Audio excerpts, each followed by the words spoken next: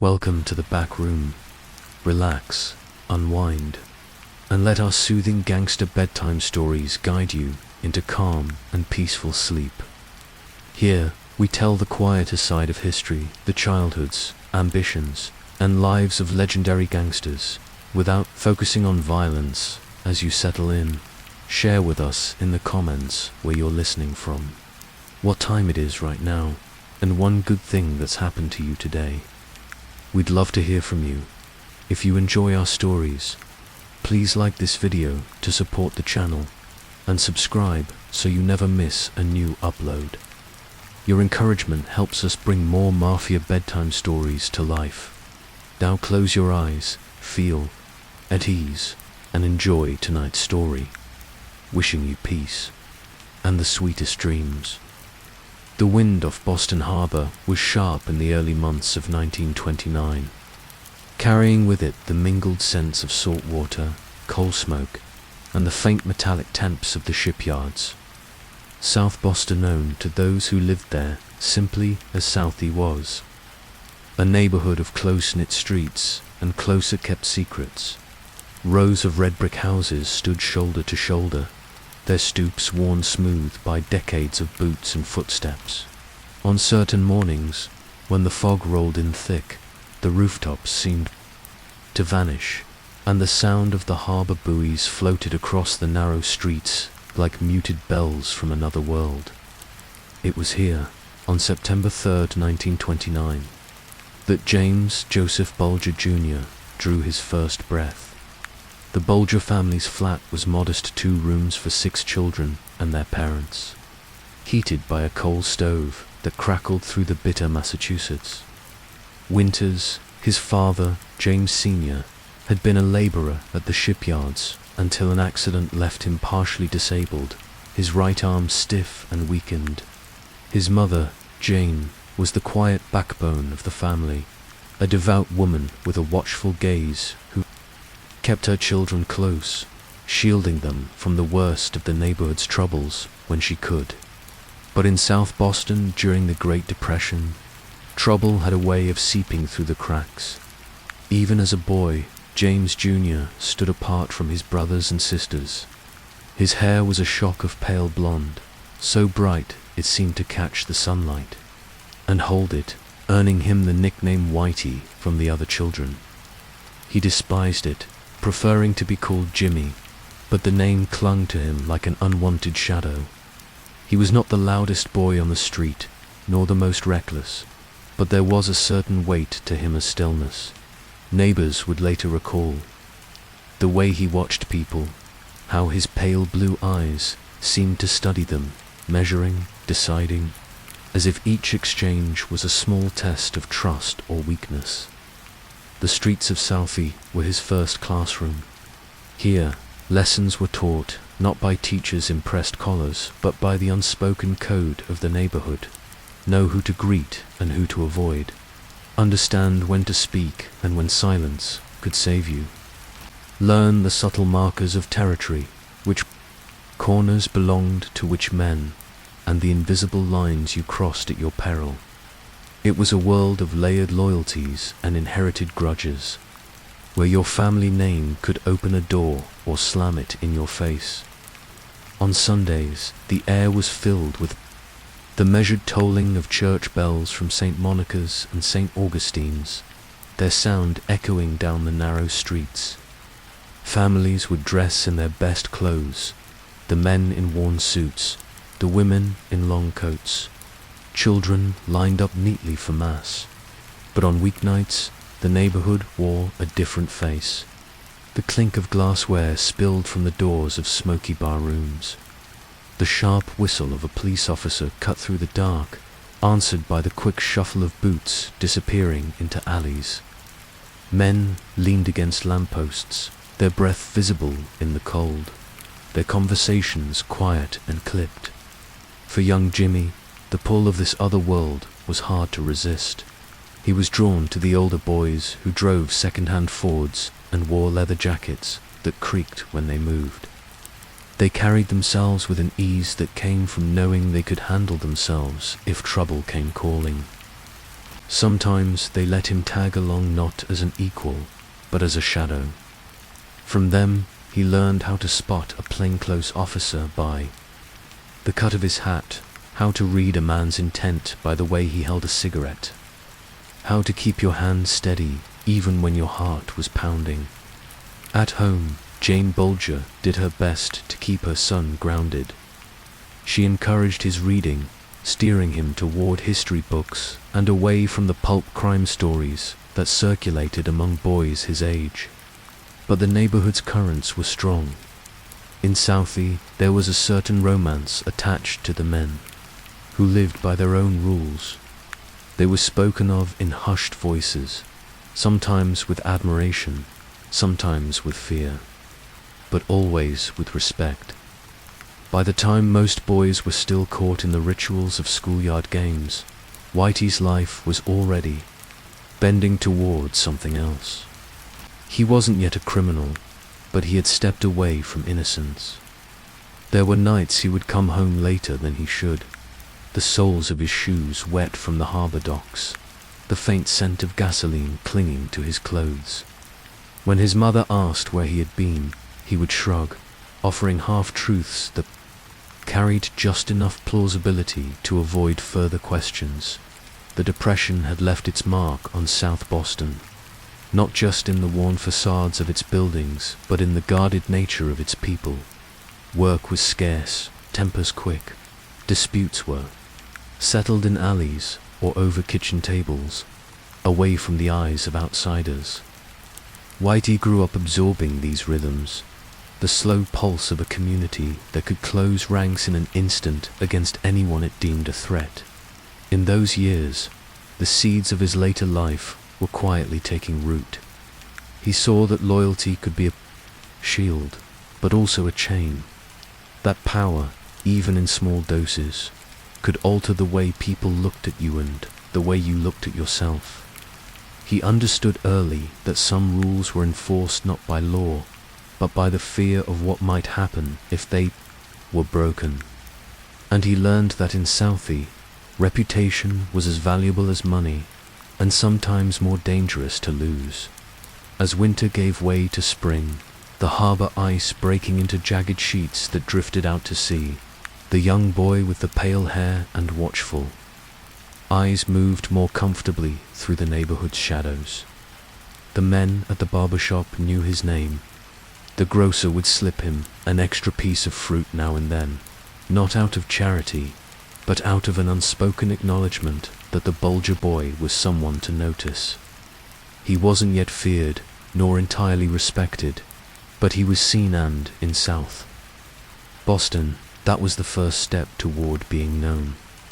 These were the early shadows of James Joseph Bulger's life, cast long before he would become a name spoken across headlines.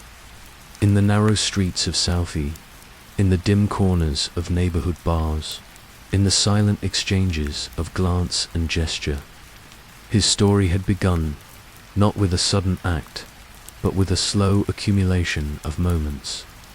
The boy who learned when to speak and when to hold his tongue was on a path he could not yet see clearly, but the direction was set, as sure as the tides that rolled in from the harbor, and in the years to come, those tides would carry him far from these streets, but never entirely away from them. The winter of 1943 in South Boston was a season of hard winds and harder choices. Snow drifted between the narrow gaps of brick row houses, melting into grey slush along the curbs. The air smelled faintly of coal smoke and salt from the harbor, a mixture that clung to your clothes and hair, marking you as a child of this place. Inside the warmth of kitchen windows, families huddled close over chipped porcelain cups of tea. Outside, boys like James Bulger learned their lessons in the streets, and the streets, unlike schoolrooms, had little interest in second chances. By the age of 14, Jimmy had already begun to move beyond the boundaries most boys his age. Still respected, he'd always been restless, never content with the quiet, repetitive routines of his neighborhood. His pale hair still caught the light in a way that made his nickname, Whitey, inevitable. But he wore it now with a kind of defiant detachment.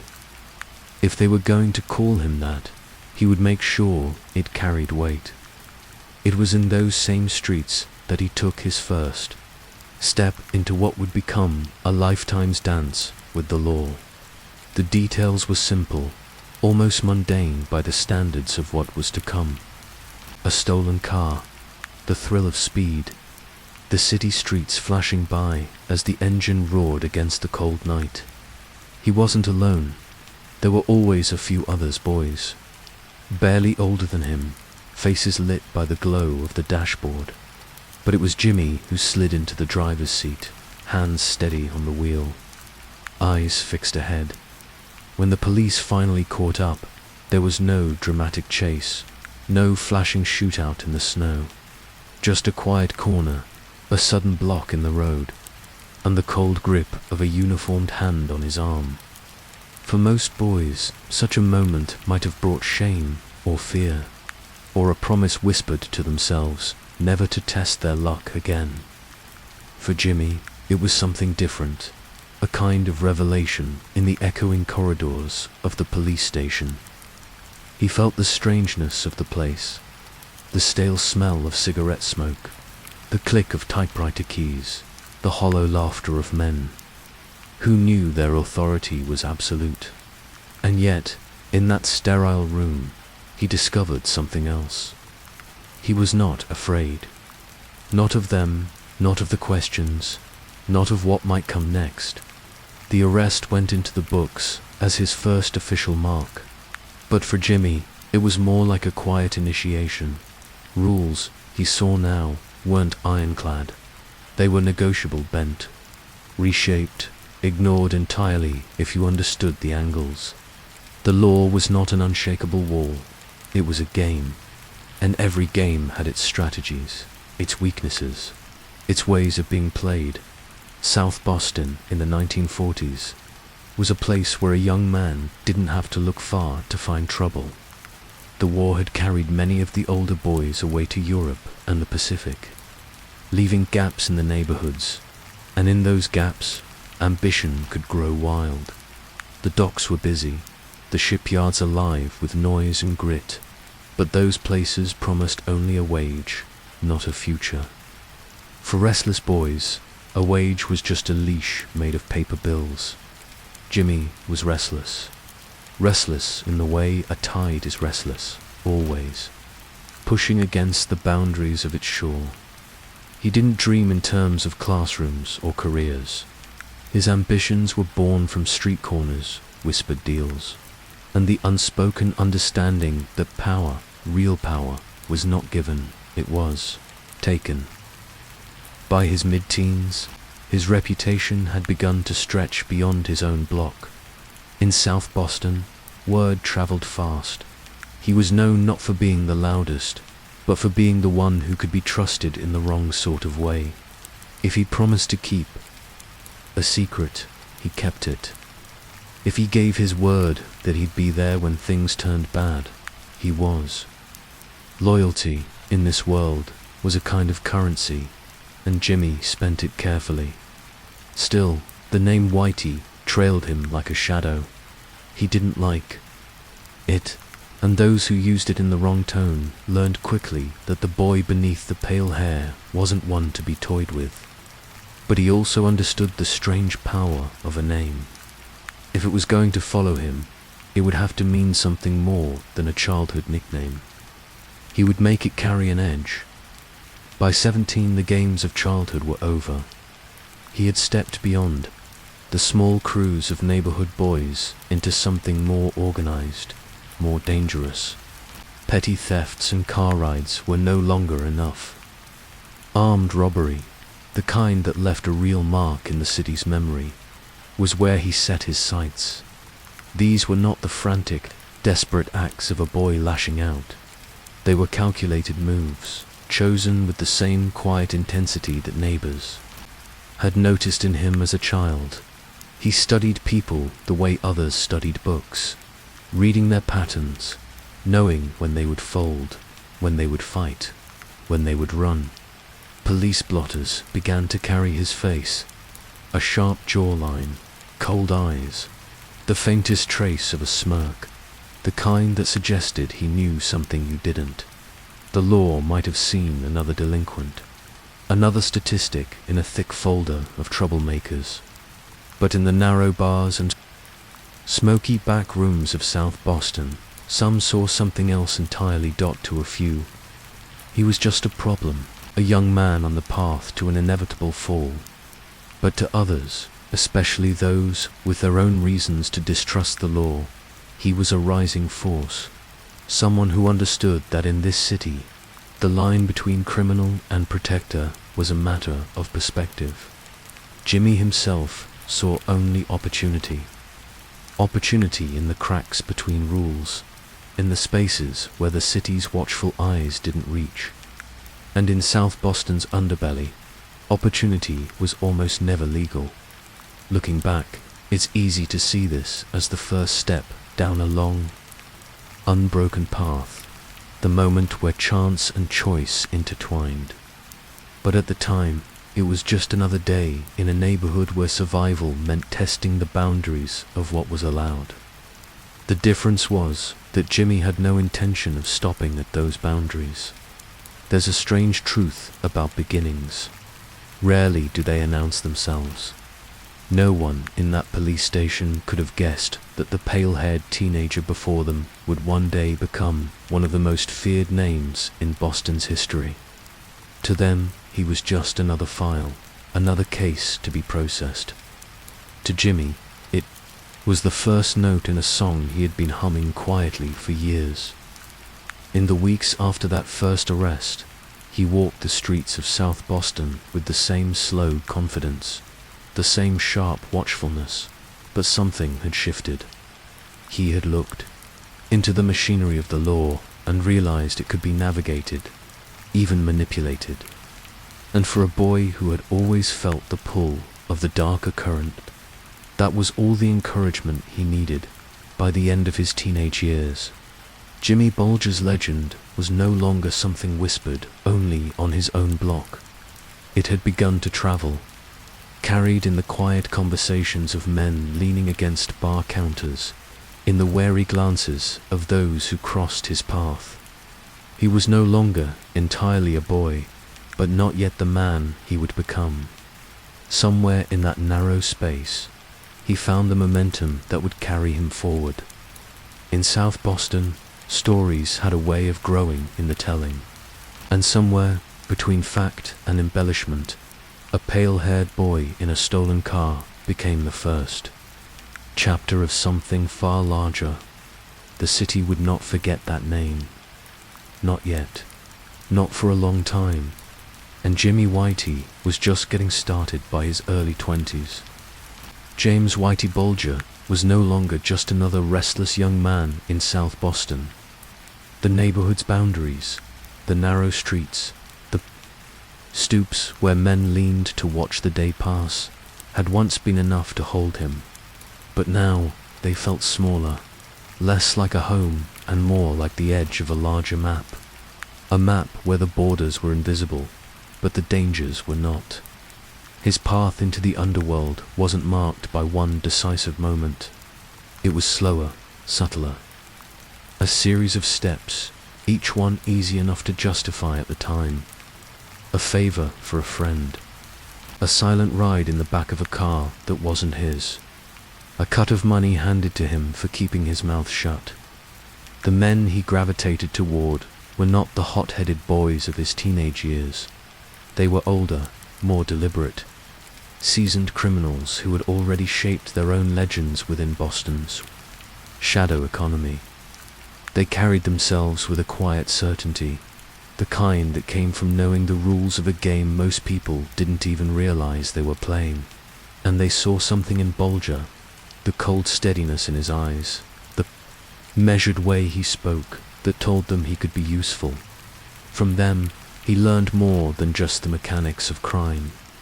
They taught him to read people like you might read a weathered street sign, noting the dents, the scratches, the faded letters that told you how long it had stood and how many storms it had seen.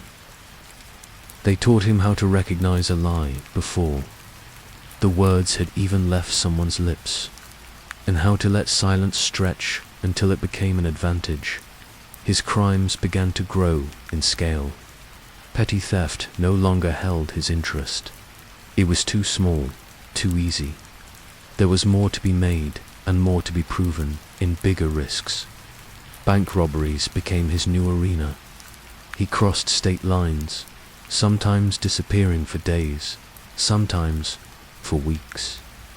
Each time he returned with money in his pockets and a little more steel in his expression to the underworld. He was dependable, a man who kept his word, who didn't panic when things turned dangerous. To law enforcement, he was becoming a problem. His name appeared more frequently in reports. His movements, once confined to the streets of South V, now traced a web that spanned multiple states. But in the underworld, there are no careers without endings. In 1956, the law finally caught him. It wasn't a dramatic, last stand sort of capture. There was no hail of bullets, no cinematic chase. Just the quiet inevitability of being seen too many times by too many eyes. He was arrested after a string of robberies, and this time there would be no quick release. The sentence was heavy, federal prison, and not just any prison. After initial transfers, Bulger found himself bound for Alcatraz, the Rock. Alcatraz was a name that carried weight, even among criminals. Perched on a wind-beaten island in the middle of San Francisco Bay, it was as much a fortress as it was a prison. Its walls were thick, its routines rigid, its isolation absolute. Some men were broken by the place, others were simply contained.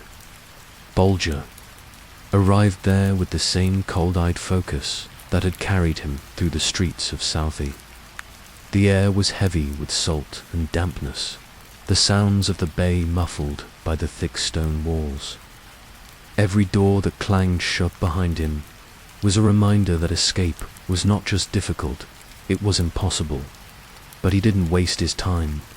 If the outside world had been his school, Alcatraz became his university. He studied the way the prison operated, noting the small shifts in power among inmates, the subtle ways the guards asserted control. He observed how alliances formed and dissolved, often in silence, often without warning. It wasn't just about survival, it was about learning. He absorbed the stories of men who had spent their lives in the underworld, men whose crimes spanned decades and continents. Some were braggarts, dressing their failures as daring adventures. Others spoke rarely, but when they did, their words carried the weight of experience. Bulger listened to both, filing away details, weighing which lessons were worth keeping and which were worth discarding. Prison hardened him, but not in the obvious way. It wasn't that he came out meaner or more violent. It was that he came out more certain. Certain that the law was something to be evaded, not feared. Certain that the world outside those walls was full of opportunities for those willing to take them. When his sentence finally ended, the city he returned to was not the one he had left. South Boston had changed. The streets were busier, the faces slightly different. But beneath the shifting surface, the same loyalties and rivalries simmered. The same unspoken rules held sway. He had changed. He was no longer the reckless youth who had been swept up by the thrill of the streets. Alcatraz had tested him and found him unbreakable. The thought of returning to a lawful life, of finding steady work and blending into the quiet rhythm of the neighborhood, never crossed his mind in any real way. The underworld had been patient during his absence. It hadn't forgotten him. And as he stepped back into it, he did so with a sharper mind, a deeper understanding of how to move without being seen, how to strike without leaving a trace. Whitey Bulger's years in prison had not reformed him. They had refined him. And now, with the city spread out before him like a chessboard, he was ready to make his next move. But in Boston's criminal world, every move carried a price. And sooner or later, someone always came to collect. By the late 1970s, South Boston seemed to move in rhythm with Whitey Bulger's shadow. The neighborhood was changing, storefronts shuttered, factories gone quiet, families moving away, but his presence remained constant. To many, he was a reassuring figure, the man whose word could calm disputes before they ever reached the police, whose quiet nod carried the weight of a promise. Mothers remembered the groceries that appeared on their doorsteps when work ran dry. Elderly neighbors recalled the envelopes slipped discreetly into their coat pockets after Sunday Mass. He was courteous, even gentle, when the world was watching. But this image was only one layer, a polished mask worn with precision. Beneath it, Bulger's reach extended into the very marrow of South Boston. His grip was neither loud nor theatrical. It was measured, deliberate, and suffocating. He had mastered the art of invisibility, conducting his business from back rooms, quiet booths in dimly lit bars, and conversations held just below a whisper. Loan sharking was his foundation, the lifeblood of his control. The desperate came to him when banks turned them away, when rent loomed, when gambling debts threatened to swallow them whole. Bulger lent without hesitation, but repayment was never optional. Interest climbed steadily, and the cost of failure was delivered with unnerving calm. No shouting, no dramatics, just the quiet certainty that debts would be collected. One way or another, beyond the neighborhood's borders, his ambitions sprawled further. Arms deals moved through hidden channels, trading crates of weapons, for favors, for cash, for influence. These transactions were silent but seismic, rippling through Boston's criminal underworld and far beyond. Each deal was a calculated move on a board only he could fully see. And yet, his most dangerous play was not with rival gangs or shady financiers, but with the very institution meant to dismantle men like him. Somewhere in the murky overlap of crime and law enforcement, Bulger had struck an unthinkable bargain. The FBI wanted intelligence on the Italian Mafia, the dominant force in Boston's organized crime landscape. Bulger provided it. In return, he was shielded. Rival crews fell under the weight of federal indictments while his own operations flourished, protected under the thin veil of cooperation. It was a delicate dance, a performance that demanded perfection. Every meeting with his handlers was a balancing act, offer enough to remain valuable, but never enough to truly expose himself.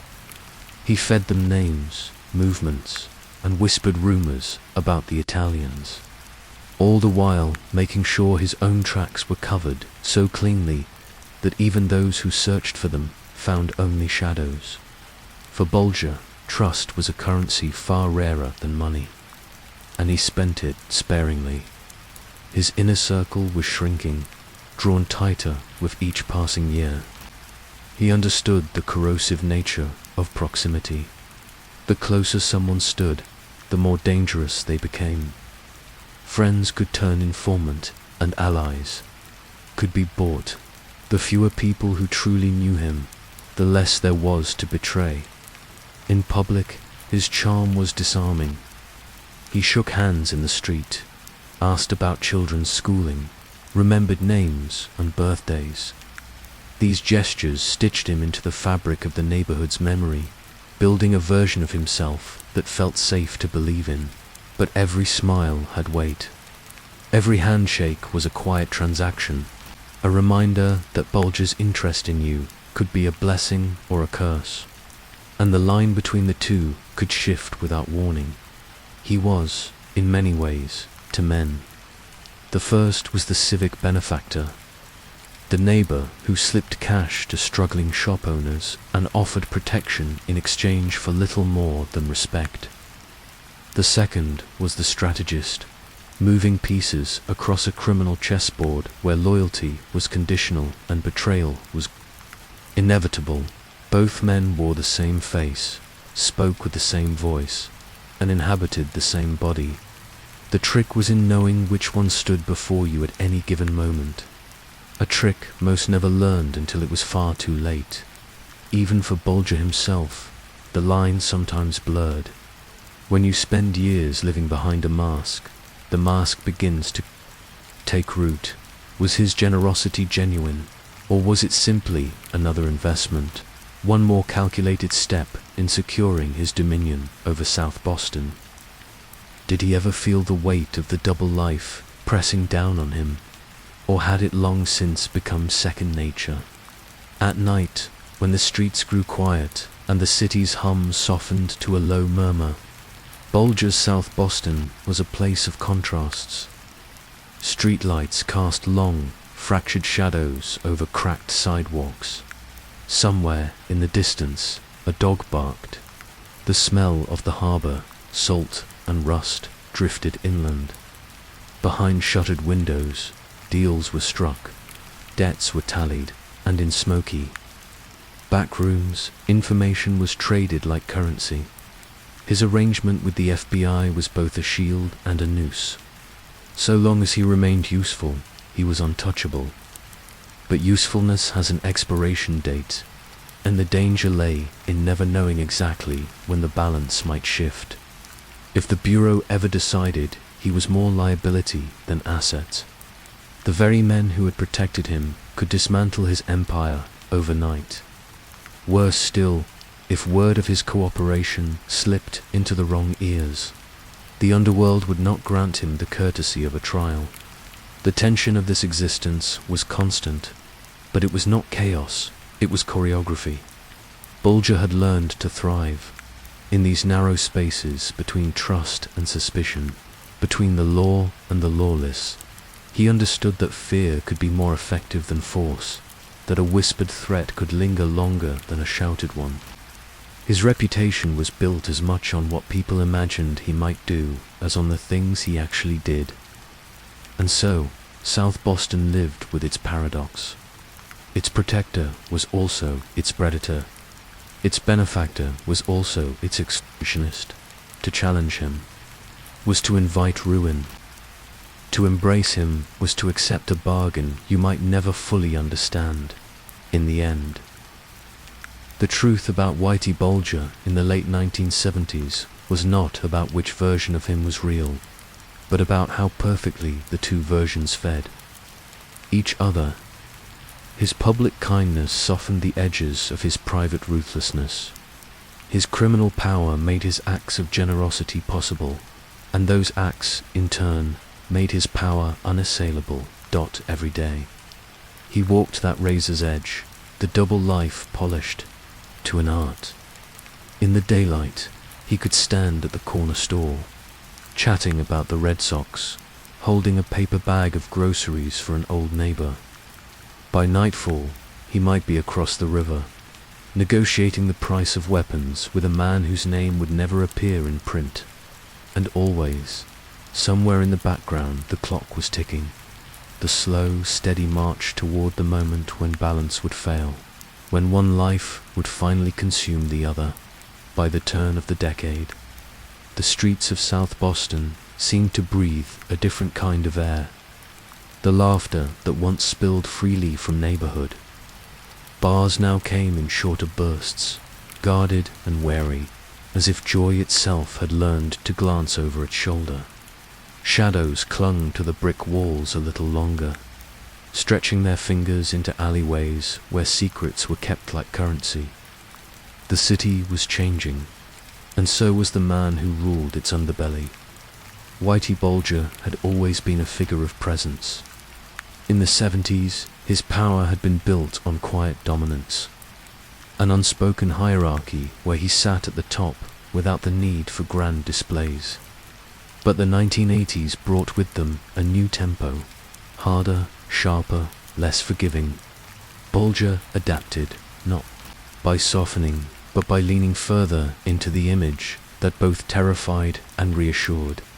The line between protector and predator blurred until it became a single, indistinguishable thread. The old-timers still tell stories of how Bulger would tip his hat to elderly women on their morning walks, or slip folded bills into the hands of struggling fathers who'd fallen behind on rent. Yet these same streets could fall silent at the sound of a single gunshot, a sound that traveled faster than words and lingered in the mind far longer. Those who owed him money knew the truth. Generosity was conditional, and mercy was a currency. He rarely traded. It was not cruelty for cruelty's sake, at least not in Bulger's mind. Every debt collected, every rival erased, was part of a larger order he imposed on South Boston. In his eyes, this was discipline, a way to maintain balance, in a world that, left unattended, would spiral into chaos. Still, the price of that order was steep, and not everyone could pay. The local bars became quiet enclaves of whispered allegiances. Men leaned close over half-empty glasses, trading pieces of gossip like contraband. There were rumors of deals gone wrong in back rooms where the air was thick with cigarette smoke. Names were spoken with care, as if the wrong syllable might carry on the draft and find its way to the wrong set of ears. Whitey's reach was not just long, it was patient. A slight today could be punished months later, when the target's guard had slipped and they'd almost forgotten they'd ever crossed him. Yet too many families, Bulger was still our guy. He was the reason certain drugs didn't flood the streets, the reason petty thieves thought twice before breaking into a neighbor's home. Parents could point to him and tell their children, "Don't get in his way and you'll be fine." It was a twisted form of safety, but for some, it was better than the alternative. Beneath that public persona, though Bulger's private dealings had grown more tangled, more dangerous, his connection to the FBI, once a clever tool to weaken rivals, began to feel like a tightening snare. The arrangement was simple in theory. He fed them information about other criminal outfits, and in return, they looked the other way. But corruption is rarely clean. The favors multiplied, the lies deepened, and soon the truth was so buried that even those involved could no longer tell where it began. Within the bureau, there were men who admired Bulger's cunning, men who considered him an asset rather than a target. Files disappeared. Investigations stalled. Leads were conveniently overlooked. But these same connections that shielded him from the law also brought him into dangerous proximity with those who might one day decide his usefulness had expired. Bulger knew that his greatest advantage could, with one shift in the wind, become his greatest liability. On the streets, however, that tension was invisible. He still moved through South Boston like a man untouchable. His stride was unhurried, his gaze steady, his presence a quiet warning. Shopkeepers greeted him by name. Dock workers stopped to shake his hand. At wakes and weddings alike, his attendance was both a sign of respect and a reminder of his omnipresence. Yet beneath those cordial exchanges lay something unspoken, a subtle tightening of the jaw, a flicker of recognition in the eyes.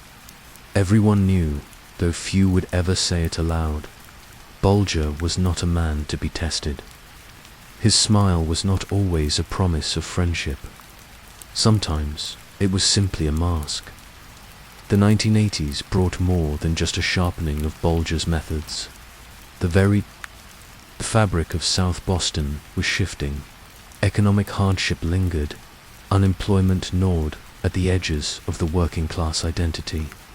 And the arrival of new criminal enterprises threatened the old ways of doing business. Bulger did not merely react to these changes, he shaped them. Competitors found their ventures mysteriously failing, their key players vanishing without trace. Those who dared to expand into his territory quickly learned that borders in South Boston were not drawn on maps, but in blood. Even so, he rarely needed to lift a hand himself. The real power lay in the network he had built, a web of loyalists, debtors, and opportunists who carried out his will with quiet efficiency. A single nod from Bulger could set events in motion that would ripple across the city, touching lives. He would never meet directly. Beyond Boston, whispers began to circulate. The stories traveled like smoke, curling into the ears of journalists, rival gangsters, and distant law enforcement agencies. They spoke of a man too clever to be caught, too connected to be challenged, too feared to be ignored. Each retelling blurred the lines between truth and myth, until Whitey Bulger became less a man and more a legend, one equally revered and despised. The darker tone of his reign did not escape notice from those closest to him. Some of his oldest allies began to wonder if the man they had once followed without question was becoming someone else entirely. But doubt was a dangerous thing in South Boston. The safest choice was to bury it deep and carry on as before. Evenings in the neighborhood painted the perfect illusion. Street lamps flickered over narrow sidewalks, casting golden halos that softened the rough edges of the city. From the outside, it could look almost peaceful. Couples strolling arm in arm, children chasing each other in the fading light, shop windows glowing warmly against the night air.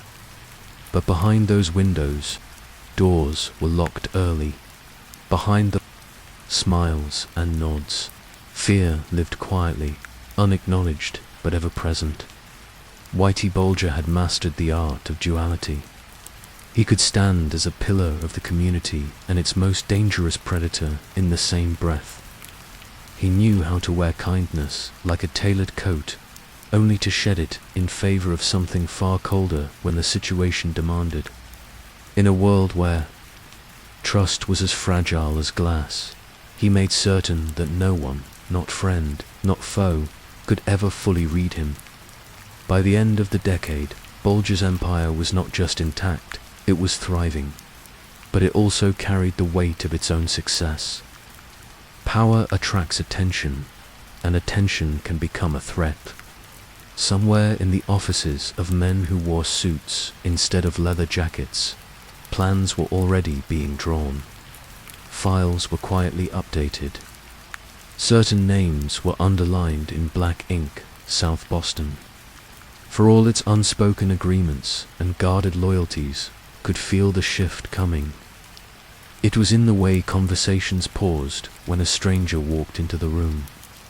It was in the way people avoided certain streets after dark, not out of superstition, but out of habit. For now, Whitey Bulger remained untouchable, a figure who could pass through the neighborhood like a shadow, both part of it and somehow above it. But shadows, no matter how dark, are always at the mercy of light. And in the distance, though faint, a glimmer had begun to appear. The winter wind in South Boston carried a different kind of chill in the early 1990s. It wasn't just the sting of cold air off the harbor. It was something else, sharper, harder, to name the sense that the ground beneath Whitey Bulger's empire was beginning to shift. For years, his network had been a fortress, every brick reinforced by loyalty, fear, and the invisible hand of federal protection. But now, in the quiet corners of smoky bars and in the narrow alleys between brick tenements, there were murmurs. Rival crews were testing the edges, making moves they wouldn't have dared a decade earlier. Some stepped too close to Bulger's turf. Others simply refused to pay the silent tax that had kept the peace. It was subtle at first. A bar owner, refusing to pass on gossip. A bookmaker slow to hand over a cut. But Whitey noticed. He always noticed. The law was stirring, too. Federal investigations that had long been misdirected or quietly shut down now began to find their rhythm again. Agents spoke with a new confidence. Subpoenas were issued. And there was a persistence in their questions that suggested something had changed behind closed doors. Perhaps new leadership at the Bureau, perhaps political pressure, or perhaps, after all these years, they had simply decided that the devil they knew was no longer worth the bargain. Inside Whitey's own circle, the fractures were smaller but no less dangerous. A man who had been reliable for decades suddenly started drinking. Too much, talking too loosely. A courier missed a meeting. A cousin of a trusted associate was seen with a rival crew. These things, individually, might have been ignored. Together, they painted a picture Whitey did not like. The enemy was no longer just outside the gates. There were shadows moving inside the walls. His relationship with the FBI, once the most valuable card in his hand, was beginning to turn. For years, it had been his shield, allowing him to walk untouched through a city crawling with law enforcement. But there were whispers now that the Bureau's patience was wearing thin. That his usefulness, the information he fed them about, other criminals, was no longer enough to justify the protection he enjoyed. Some said he was under review.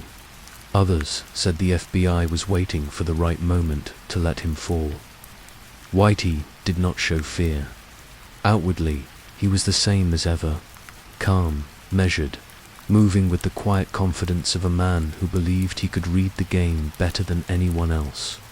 But those closest to him saw the subtle changes, the silences that lasted a little too long, the way his eyes lingered on the window when someone new entered the room, the sharper tone when he asked questions, and the way he would stand by the curtain in his South Boston apartment, scanning the street below before deciding to speak freely.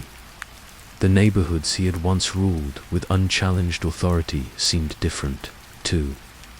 The people still nodded. To him, still greeted him with that mix of respect and caution. But behind their smiles was something else, a flicker of unease, a hint that they could feel the tension in the air. South Boston had always known fear, but this was different. It was the sense that something was coming, and that when it arrived, it would change everything. Bulger understood better than anyone that empires didn't fall in a single day. They eroded piece by piece, like the old seawalls along Castle Island. A brick here, a crack there, the slow seep of water undermining the foundation until one day the whole structure gave way. He had built his with care, and he would defend it with the same precision, so he tightened his operations. He cut ties with men he no longer trusted, sometimes without a word, sometimes with a final handshake that meant far more than it seemed. He closed ranks, limiting who had access to him. Even his most loyal allies began to see less of him, and when they did, the meetings were shorter, the conversations more guarded. He also began making plans, quiet, deliberate contingencies that only he understood in full. Safe houses were arranged. Money was moved. Certain possessions, those that held meaning or value beyond the obvious, were placed where only he could find them. He had always been a survivor, and survival meant thinking 3 steps ahead, even if those steps led away from the city he had spent his life controlling. But there was something new in the air, something Whitey couldn't quite keep out no matter how carefully he planned. It wasn't just the fear of betrayal or the reach of the law.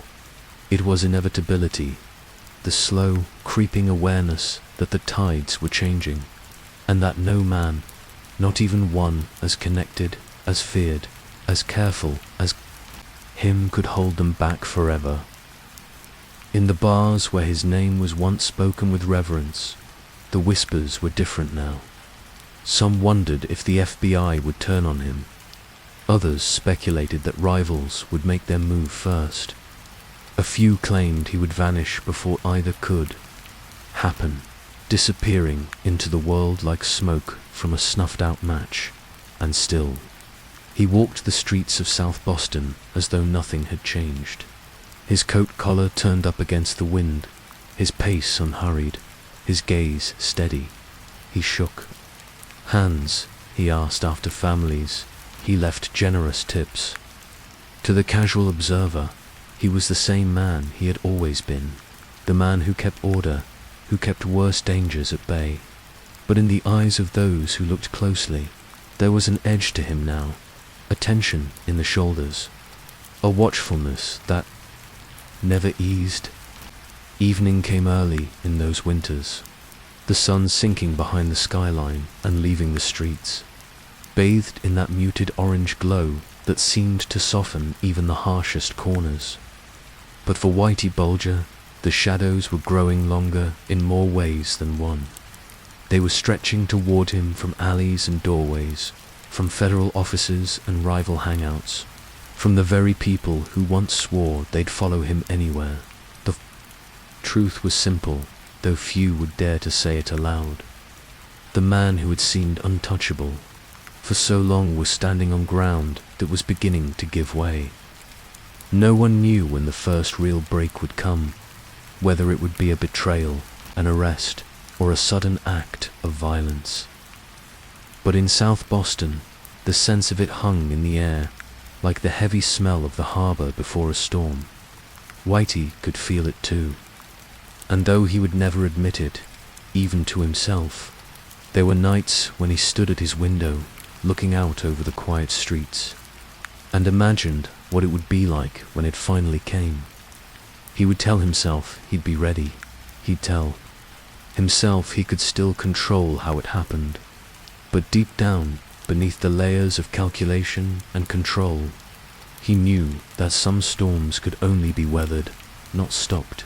And so, as the early 1990s unfolded, Whitey Bulger, master of South Boston, informant to the FBI, feared and respected in equal measure, found himself in a place he had not been in decades. Not on top of the world, but on its edge, watching, waiting, and wondering just how much longer the cracks in his armor would hold. The winter of 1994 in Boston carried with it a particular kind of stillness, the kind that lingers before a storm breaks. Snow had fallen the week before, crusting the sidewalks with a brittle layer of ice, muting the usual city hum into something quieter, more watchful. It was in this stillness that the walls finally began to close in on James Whitey Bulger. The signs had been there for months, subtle at first, like hairline fractures running through the foundation of a once untouchable empire. Federal investigations were no longer content to linger in the background. The whispers in South Boston's bars grew sharper. More certain, indictments were coming. For most men in his position, the inevitability of prison would have arrived like a wave, swallowing them whole. But Bulger was not most men. He had built his life on anticipation, on seeing the shape of the next move before anyone else could imagine it. In the closing days of that year, as the machinery of law enforcement began to shift into position, he already knew the outcome, and he intended to write it himself. Some say the warning came in the form of a phone call, its message brief, but heavy with consequence. Others insist it was an unspoken look exchanged in the corner of a smoky diner between old acquaintances. However it came, the truth was the same. Someone on the inside had tipped him off. The time had come to disappear. In the days leading up to his departure, Bulger moved through South Boston with a strange calm. Neighbors saw him walking the familiar streets, stopping to talk to shop owners, feeding coins into a parking meter, lingering over coffee in the same corner booth he had sat in for years. There was no visible urgency, no trace of panic. It was as though he was saying a quiet farewell, not to people, but to a life he already knew he would never return to. And then, just like that, he was gone. No grand escape, no public spectacle. One evening he was there, his presence as steady and inevitable as the tide against the harbor walls. The next morning, his absence felt like a gap in the city's architecture, a missing brick in the heart of South Boston. What followed was not just a search, but a pursuit that stretched across continents and years. Law enforcement called it a manhunt. Those who knew him understood it was something more, a game of patience played on his terms. Sightings began almost immediately. A man matching his description seen boarding a ferry in Nova Scotia. A pair of travelers in Italy swore they spotted him in a crowded market, moving with the ease of someone who belonged. In small coastal towns across America, there were stories of an older man who kept to himself, paid in cash, and asked no questions.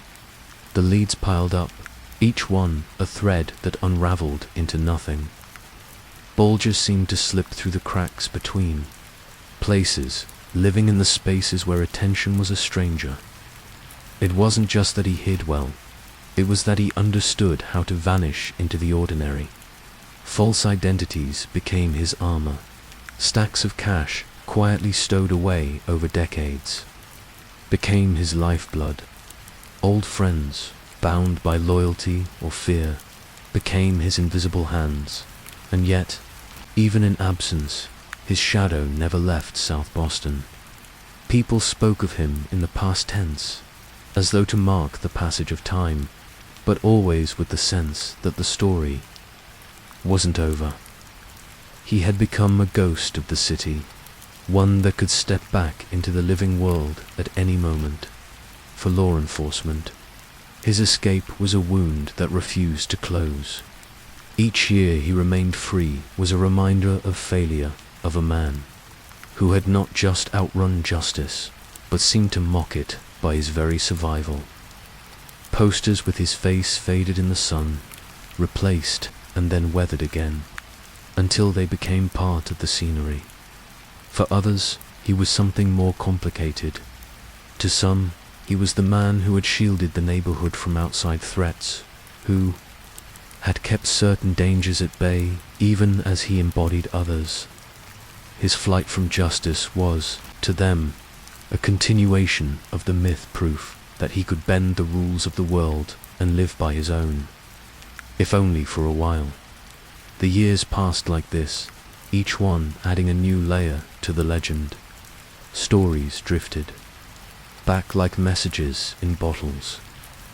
He had been seen walking along a quiet pier at dusk. He was spotted in a bookstore, his hair thinner now, but his eyes the same. He was living under another name, somewhere warm, somewhere no one thought to look. Whether true or not, each story fed into the image of a man who had done the impossible, who had stepped off the stage without being caught in the wings, and in South Boston, life continued. The bars filled each evening, the streets buzzed with small talk, the seasons turned over one by one. But if you asked the right people in the right way, you might hear it said that the city still belonged to him in some quiet, unseen way. His presence was stitched into its corners, woven into its silence. Whitey Bulger had once ruled the streets openly, his influence visible in the wary respect of every nod and handshake. Now he ruled in absence, as a name that could still a conversation, as a figure who lived only in rumor, yet felt perpetually close. And somewhere out there, in a rented room, a borrowed apartment, or a quiet seaside home, he was listening, watching, waiting. The vanishing act had worked. But, like all things that endure too long, it carried within it the seeds of its own ending. For the moment, though, he remained what he had always strived to be, untouchable. 17 years. That's how long James Whitey Bulger had been gone. 17 years since the FBI's most wanted list carried his name alongside international terrorists. It's been 17 years since the people of South Boston last caught sight of him in the flesh, and in those years he had become more than a fugitive. He had become an idea. To some, a ghost. To others, a legend. And in the quiet corners of Southie, his absence spoke as loudly as his presence once had. It all ended in 2011, not in a smoky backroom or the dim glow of a neon bar, but in a place so ordinary that it almost felt absurd. A small apartment building in Santa Monica, California. There, beneath the soft haze of the Pacific Coast sun, the man who had once ruled Boston's underworld lived quietly under an assumed name, alongside his longtime companion, Catherine Grieg. The FBI's trail had grown cold many times. Bulger was smart enough to avoid the mistakes most fugitives made. No phone calls to family, no flashy purchases, no return trips to old haunts. But in the end, it was something small, something human, that led to his capture. The Bureau had changed tactics, no longer focusing solely on Bulger himself, but on Grieg. They began running public service announcements about her distinctive habits, her love of cosmetic dentistry, her penchant for certain brands. The ads reached millions. One reached the right set of eyes. A tip came in, and suddenly, after years of chasing shadows, the hunt had a real address. The arrest itself was almost anticlimactic. No gunfire, no desperate chase through crowded streets. No cinematic standoff, just a knock at the door. Agents in plain clothes, standing in the California sunlight, waiting for the man inside to answer. When the door opened, there he was, 81 years old, hair white as winter frost, eyes still sharp, assessing, calculating, but the years had slowed him. The once feared gangster did not resist. Perhaps he knew it was over. Perhaps he had known for years that the past has a way of catching up. No matter how far you run, neighbors watched in disbelief as the man they knew as Charlie Gosco was led away in handcuffs. They had thought of him as quiet, polite. He would nod in the hallway, help carry groceries, chat about the weather. None of them had imagined that this elderly tenant was the same man accused of orchestrating murders, extortion rackets, and a criminal empire that had cast a shadow over Boston for decades. Back in Boston, the news broke like a storm. Television screens filled with old photographs. Bulger in his prime, standing in dark suits beside men who were now long dead. Surveillance shots, grainy with age. And now, the image of an old man shuffling toward a waiting vehicle. The city's reaction was a complicated mix of satisfaction, disbelief, and a strange, reluctant nostalgia. For better or worse, Bulger had been a fixture of Boston's story, and now that chapter had found its final page. The trial that followed was not a swift affair, it was a reckoning. In the courtroom, the full weight of his crimes unfolded, piece by piece. Witnesses took the stand, some former allies, some bitter enemies, and some who had lived in fear of him for decades. They spoke of deals made and debts collected, of lives ended in sudden bursts of violence, of money passed under tables and threats whispered in the dark. They spoke of the double life he had lived, feared criminal and FBI informant, and of the betrayal that revelation carried. Bulger sat through it all, his expression often unreadable.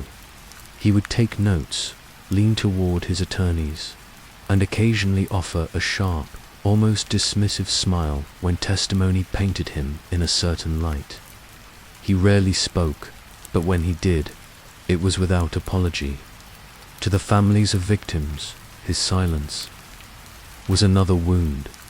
To others, it was simply the way he had always been, tight-lipped, calculating, revealing nothing more than he wished. The most shocking part of the trial wasn't just the violence, though the litany of murders, extortions, and racketeering charges was chilling enough.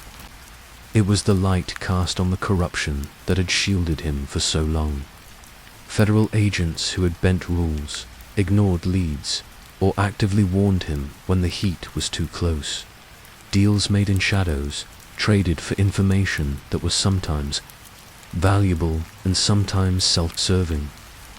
The courtroom became a mirror held up to a system that had failed in ways many preferred not to see. For the people of Boston, it was a strange experience. Some had lost friends or family to Bulger's violence. Others had known him as the man who paid for Christmas dinners, who kept certain drugs off the streets, who enforced his own kind of order in Southie. The trial didn't just put a man on display. It put a city's complicated relationship with power, loyalty, and fear under the harshest possible light. In 2013, the verdict came. Whitey Bulger was found guilty of multiple counts of murder, extortion, and racketeering. The sentence was symbolic and final, 2 life terms plus 5 years. It was a number meant to strip away any possibility of freedom, even if time itself were bent. Bulger would never walk the streets again, even behind bars. However, his story did not fade. Reporters continued to write about him. Books were published. Documentaries aired. People debated his legacy. Was he purely a monster? Or was he something more complicated? A man shaped by a brutal environment who became the very thing it demanded of him. Prison life was a stark contrast to the years of power and wealth. Bulger was moved through different facilities, often placed in isolation for his own safety. Still, his name carried weight. Some inmates viewed him with a certain respect, others with resentment. For decades, he had been untouchable. Now, he was just another prisoner in a khaki uniform. His freedom reduced to the length of a concrete cell.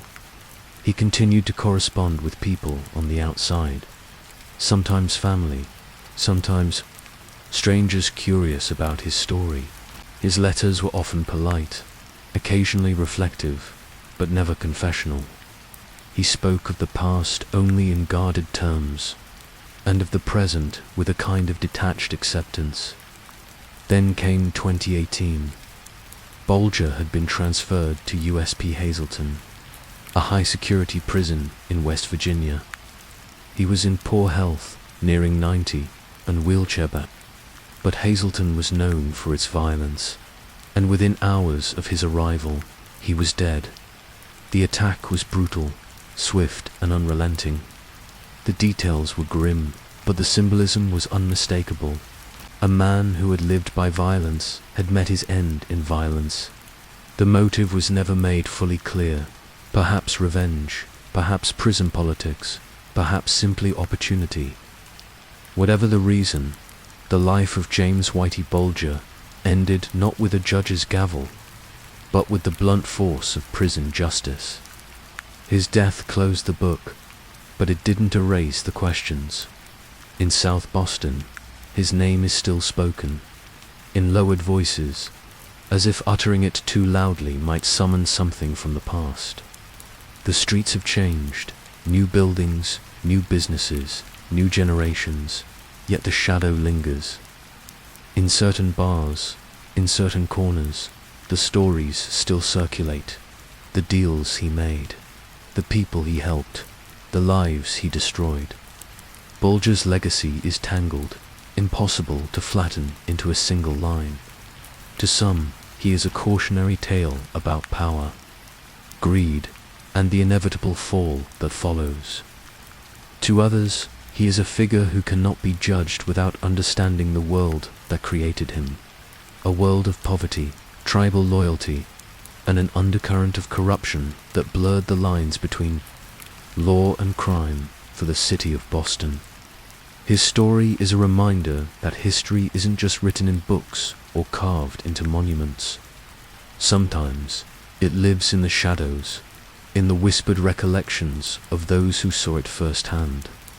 Sometimes it exists in the uneasy knowledge that men like Bulger are both products and architects of their time. In the quiet, reflective hours, when the streets are empty, when the harbor lies still under the moonlight, one might wonder whether men like Whitey Bulger ever truly disappear, or whether, in some unseen way, their shadows stretch far beyond their years, lingering in the corners of a city's memory, refusing to fade.